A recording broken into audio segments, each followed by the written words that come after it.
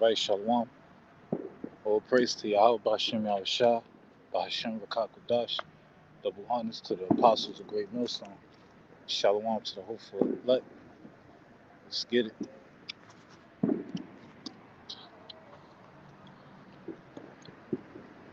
In this lesson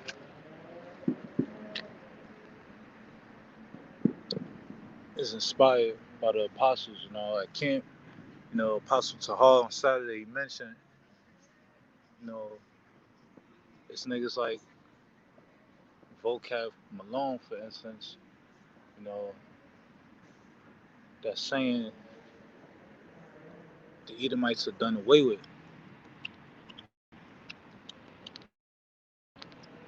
But that is not so. So I'm going to bring out a few precepts, Lord willing. This will be edifying to the elect.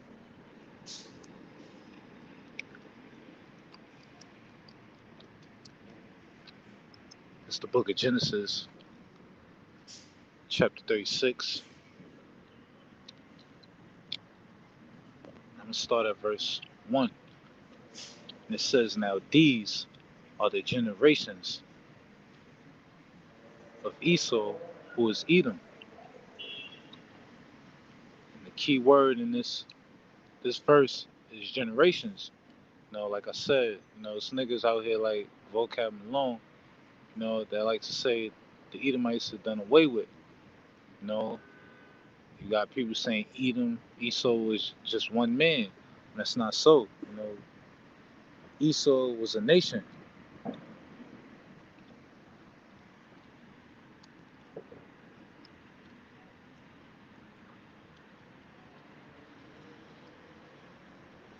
Slacking police.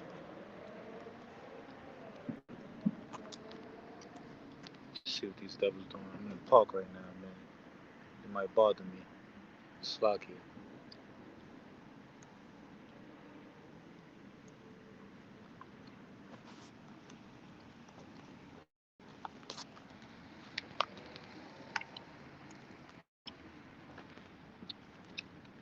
Slacking. But yeah, back in Genesis 36 and 1, it says, now these are the generations of Esau, who is Edom. Yeah, and this the key word in this verse is generations. And the definition of generations, it says descendants, a count of men and their descendants. It also said course of history.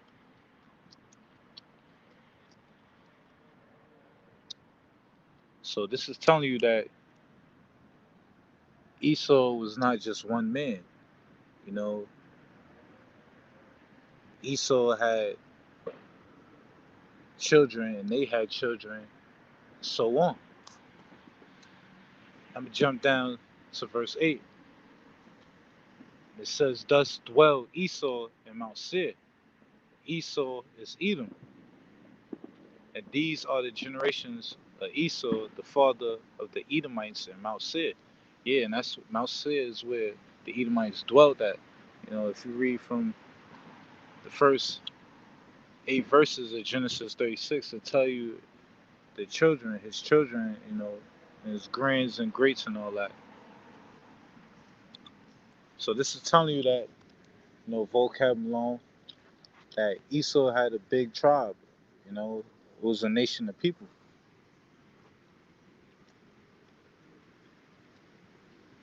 And they are not done away with. There's still Edomites out here today. I work with Edomites.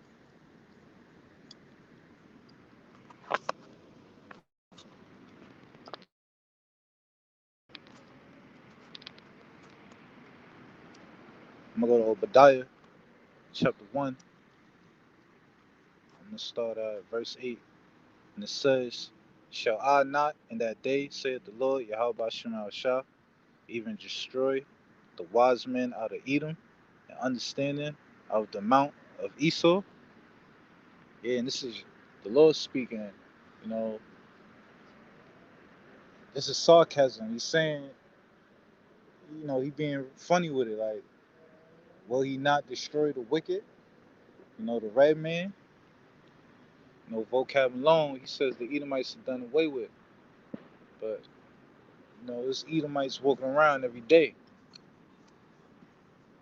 And it says, and thy mighty men, O Teman, shall be dismayed, to the end that every one of the mount of Esau may be cut off by the slaughter.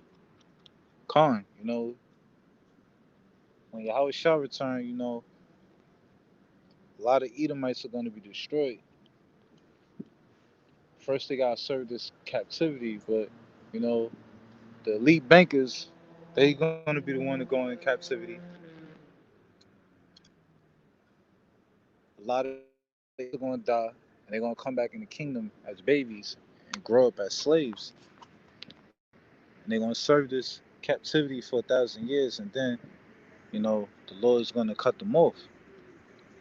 Reason why is because, it's a lot of blood on Esau, man. He did a lot of wickedness. Let me get into that. These Edomites are going to be slaughtered. Yahweh Shem Shah is going to make a big sacrifice on these Edomites. And this is the book of Isaiah, chapter 34, verse 5. And it says, for my sword shall be bathed in heaven. Behold, it shall come down upon Dumia and upon the people of my curse to judgment. And the word Idumea, if you look up the coordinates, the definition of that, it says Edom, red, Edomite, Idumean, which is the descendants of Esau. It says the land of Edom, Idumea, land south and southeast of Palestine. So the word Idumea is another word for Edom. You know, so Yahweh Shem Shah, his sword is going to be bathed in blood, with a lot of Edomite blood. Got another precept for that. In Isaiah 14, verse 21, it says, prepare slaughter for his children for the iniquity of their fathers. So this is telling you that, it's still Edomites around, you know, and they gotta pay for the iniquity of their fathers. All right, peace. They gotta pay for what their forefathers done to our forefathers. And it says, prepare slaughter for his children for the iniquity of their fathers, that they do not rise nor possess the land, nor fill the face of the world with cities. For I will rise up against them, saith the Lord, Yahweh Shem Shah of hosts, and cut off from Babylon the name and remnant and son and nephew, saith the Lord, Yahweh Shem Shah. That's simple. Basically, these Edomites are going to be cut off, starting with Esau all the way down to the baby. They're going to be cut off. It says the remnant son and nephew.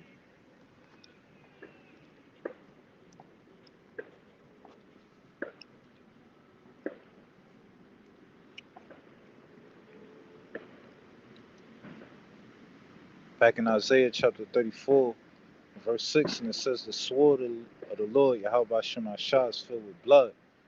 It is made fat with fatness, and with the blood of lambs and goats, with the fat of the kidneys of rams. For the Lord, Yahweh Shem Shah, had a sacrifice in Basra, and a great slaughter in the land of Idumea. So Yahweh Shem Shah, he's about to bring that wrath. He's about to bring destruction to the nation of Esau. These Edomites about to get this work from Yahweh Shem Shah. It's going to be a big sacrifice. You know, and Basra is modern day. It's today. America is modern day Basra.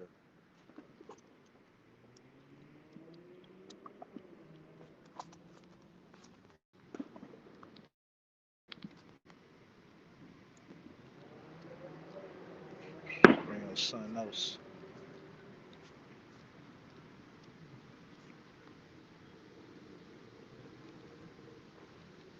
It's the book of Isaiah, chapter 63, and verse 1. And it says, "Who is that? Who is this that cometh from Edom, with dark garments from Basra, that is glorious in his apparel, travailing in the greatness of his strength? I that speak in righteousness, mighty to save." And this is talking about Yahawashi, he's going to be coming to Basra, which is America, and his garments is going to be bloody. And it says, "Wherefore art thou red in thy apparel, and thy garments like him that threaded in the wine fat?" It says, "I have trodden down the winepress alone, and of the people there was none with me.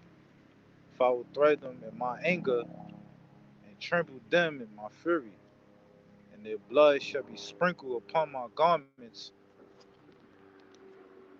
and I will stain all my raiment."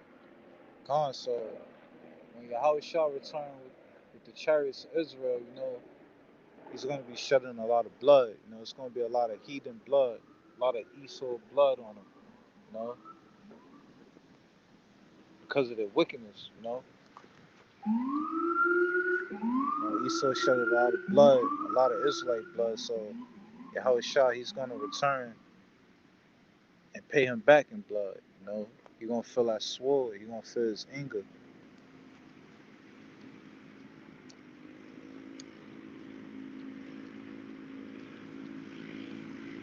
Go back in Obadiah,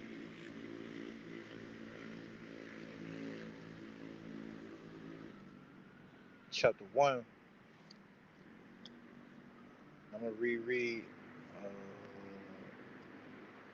verse 8. And it says, "Shall I not in that day, said the Lord, YAHAWASHI, even destroy the wise men out of Edom, and understanding out of the mount of Esau, and thy mighty men, O Teman, shall be dismayed to the end that everyone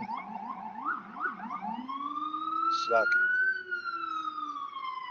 And thy mighty men, O Teman, shall be dismayed to the end that every one of the mount of Esau may be cut off by the slaughter."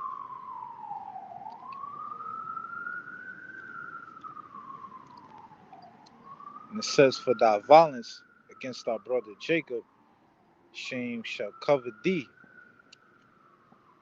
and thou shalt be cut off forever." Like I said, Esau Edom, he shed a lot of blood, his brother blood, Jacob, which are the Israelites, the so-called Negroes, Latinos, and Native Americans, you know. So for his violence, he got to reap the same. Violence got to be done to him. And the one that's going to be doing all the violence, you know, is the Lord. And then in the kingdom, we're going to be slamming these Edomites on their neck as well. You know?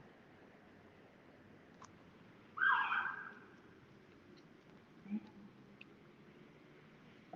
bugging out outside. Shit going down. Sluggy. Gotta be on point, man.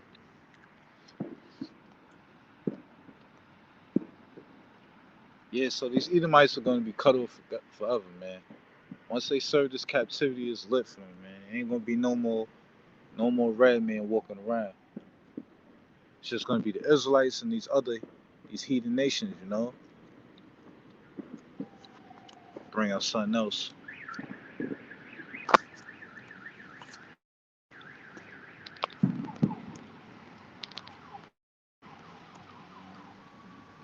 It's the book of Lamentations, chapter 4, verse 21. It says, "Rejoice and be glad, O daughter of Edom, that dwellest in the land of Us. The cup also shall pass through unto thee." Yeah, and that cup is talking about that wrath, Esau Edom's about to feel that pain. Esau Edom about to feel violence. Esau is about to suffer the same shit the Israelites went through. Esau Edom is going to get the same. And it says, "Thou shalt be drunken and shall make thyself naked. And it says the punishment of thine iniquity is accomplished. Yeah, and that's talking about the Israelites, our punishment, which was our captivity, the slavery we in, it's been achieved. You know, it's been basically we almost there. It's completed. And it says the punishment of thy iniquity is accomplished, O daughter of Zion. It's talking about Israel. He will no more carry thee away into captivity. You can't. Basically it's saying, these Edomites are not gonna have us serving them anymore. When Yahweh shall return, it's just gonna be the Israelites on top forever and ever under Yahweh Shah. Now I gotta bring this out, you know, prove the point.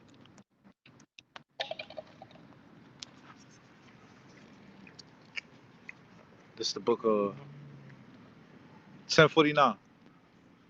49. Here it is. This is the book of Revelation, chapter 13, and verse 9. It says, if any man have an ear, let him hear. He that leadeth into captivity shall go into captivity. He that killeth with the sword must be killed with the sword. Here's the patience and the faith of the saints. Gone. So that's telling you, it's Edomites that put us into captivity. They're about to go back. They're about to go into captivity. It ain't gonna be no them coming back into power, into rulership, and putting us in captivity. Nah, they're gonna get put in captivity. Then they're gonna be cut off forever. That's why I said, he that killeth with the sword must be killed with the sword. Yeah.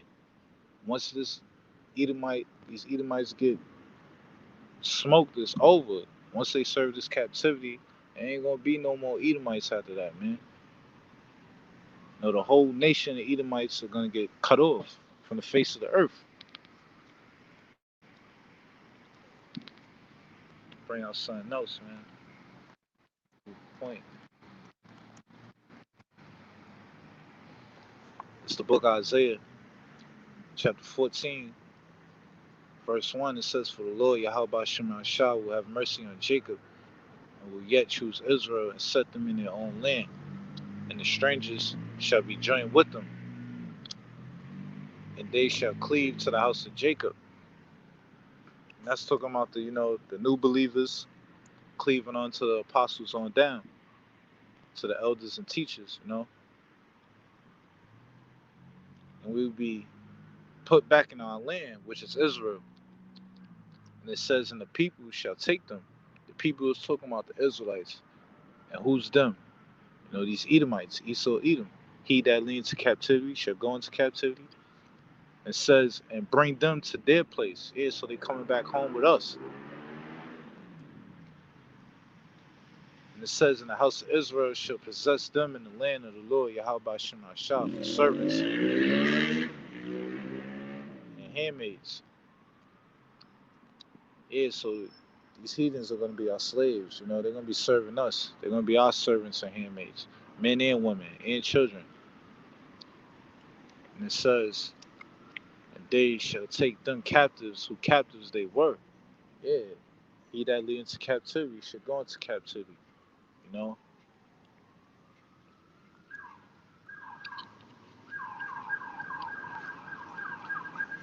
sluggy.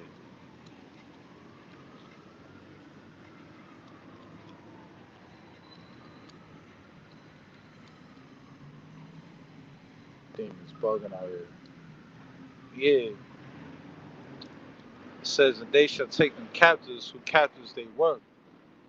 Yeah, so we were these Edomite slaves. Basically, they're going to be our slaves in the kingdom. It says, and they shall rule over their oppressors. So the Israelites, we're going to be ruling over the ones that oppressed us. And the ones that oppressed us were these heathens, mainly Esau, Edom.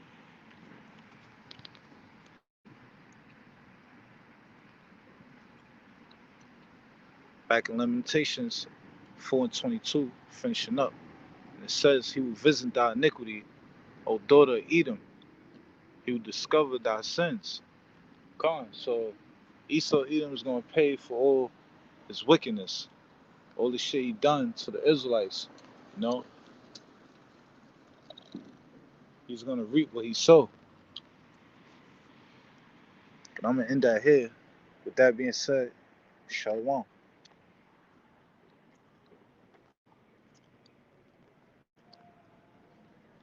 Shalom to the brother Tamayim, BAHASHAM al-Shah, Barakatah, and to the brother Reem. Barakatah to you brothers.